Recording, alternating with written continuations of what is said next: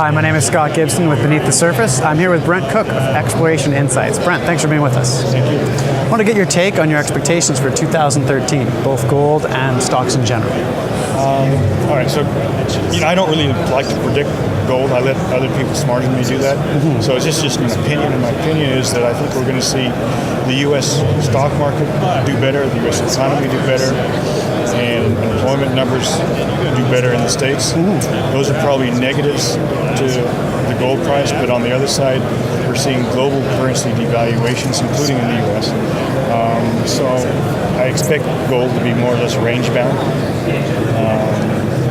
That's my view on it. I think it's going to be a tough year for miners, the resource sector, particularly for the junior sector, and particularly for the guys that don't have any money and don't have any projects. Which is most of the companies. Which is quite a few. Yeah.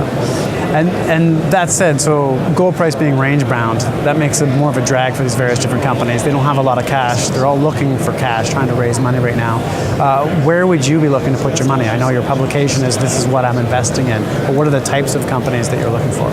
So I laid out the negative to this, but I think it's really positive in that we've got a period now of a year, maybe 2 years, where value in mineral deposits, true value, we're going to be able to buy stocks at a good price.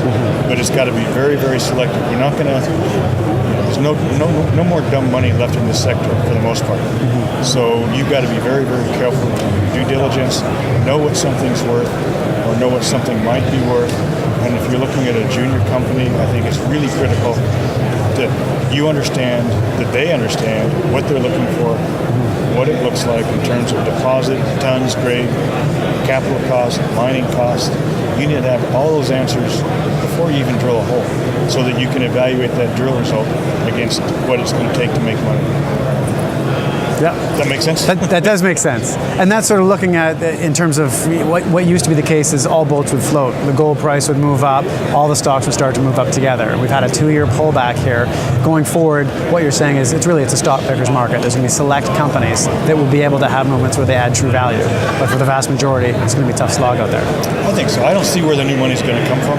I really don't. We've had, and the issue is we've had, the gold price has increased annualized over the past 10 years to about 20%, whereas gold mining margins have increased maybe 6%. So despite the increase in the gold price, they're not making that much more money.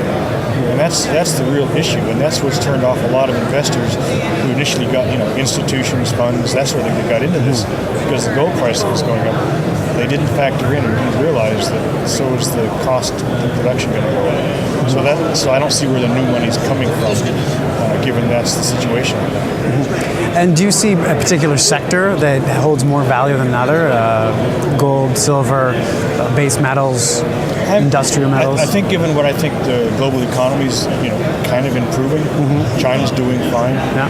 But I think base metals and iron are probably a good place to start looking. We've started looking at letter for something like that. We bought Alderon recently. Advanced project in Labrador, great infrastructure. They've got a feasibility on it that shows it works.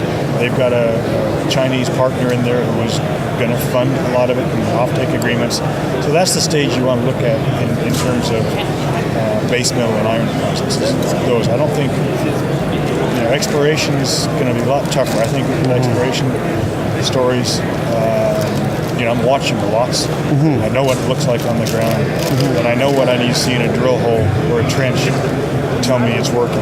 And I think we're going to have the opportunity and the leisure, if you will, to make a decision based on more information.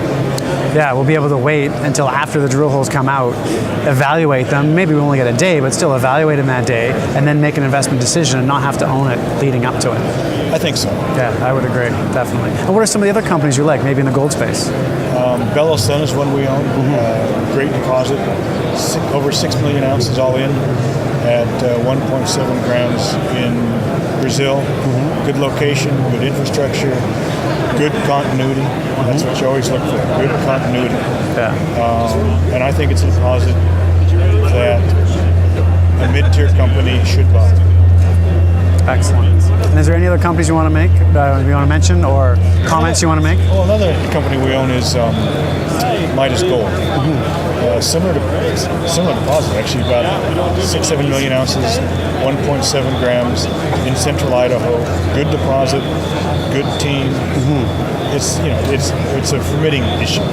I think it does get permitted, but it takes time. But you're buying that for way less than it's worth, and it's a quality deposit. Quality deposits are few and far between. So that's kind of where I think you should focus, really. Nice. Thanks very much. Thank you. Again, that's Brent Cook, Exploration Insights. My name is Scott Gibson with Beneath the Surface.